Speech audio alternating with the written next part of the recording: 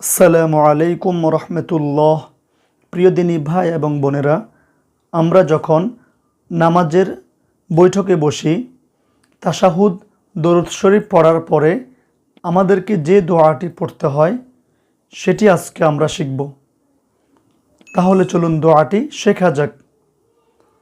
আল্লাহুম্মা ইন্নী যালামতু নাফসি। اللهم إني ظلمت نفسي ظلما كثيرا ولا يغفر الذنوب إلا أنت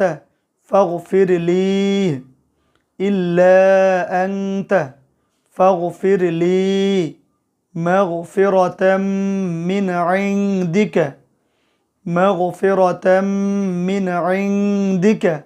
وارحمني إنك أنت الغفور الرحيم